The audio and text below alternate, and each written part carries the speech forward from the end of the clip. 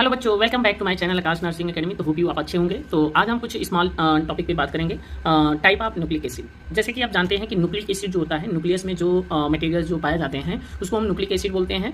जैसे कि यदि हम एक सेल का कंपोनेंट लिया जाए तो एक सेल के केंद्रक में मीन्स न्यूक्लिक एसिड में डीएनए और आरएनए आता है। हमारा क्या आता है? आरएनए और डीएनए। तो याद रख लो, न्यूक्लिक एसिड कितने टाइप्स के होते हैं? 2 टाइप्स के होते हैं, डीएनए और आरएनए। अब हम बात करेंगे डीएनए। जैसे कि डीएनए के बारे में आप भी पता होगा कि डीएनए को हम डबल स्टैंडर्ड बोलते हैं। मीन्स ये डबल थ्रेड लाइक स्ट्रक्चर्स पाया जाता है जो जेनेटिक मटेरियल का एक बेसिक यूनिट्स होता है। यदि कोई क्वेश्चन पूछेगा डीएनए क्या है, तो आप बताइएगा DNA is a basic unit of genetic material information that transform to one generation to another generation. इस तरह से आप बता सकते हैं। यदि और डीएनए के बारे में बता सकते हैं, DNA is polymer of the nucleotides. मतलब ये न्यूक्लियोटाइड्स से कई सारे न्यूक्लियोटाइड्स आपस में जुड़ता है, तब जाके हमारे डीएनए का निर्माण होता है। जैसे कि हमने न्यूक्लियोटाइड्स आपको बता दिया है कि न्यूक्लियोटाइड्स जो होते हैं हमारे बेस, शुगर और फास्फेट से मिलकर बने होते हैं। ये डबल स्टैंडर्ड डीएनए होता है। सबसे पहले डबल स्टैंडर्ड हेलिकल स्ट्रक्चर को जो प्रपोज किए थे वो वाटसन एंड क्रिक नाम के वैज्ञानिक थे। इन्होंने ही हमारे डीएनए के डबल स्टैंडर्ड जो स्ट्रक्चर था उसको प्रपोज किए थे।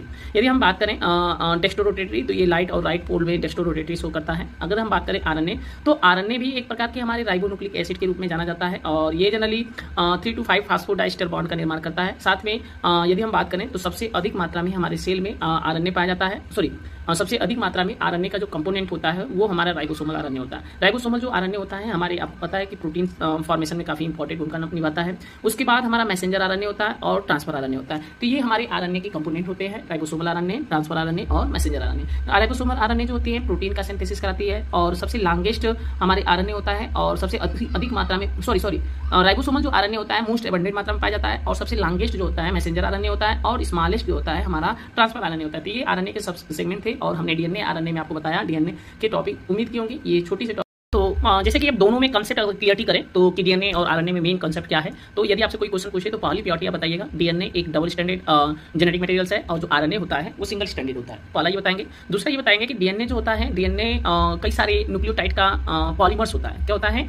कई सारे पॉलीमर होता है। और तीसरा क्वेश्चन ये बताएंगे कि जो डीएनए होता है, डीएनए के जो स्ट्रक्चर थे वो सबसे पहले वाटसन क्रिक नाम के एक वैज्ञानिक थे जिन्होंने प्रपोज किया था कि डीएनए एक डबल स्टैंडर्ड जेनेटिक मटेरियल्स होता है।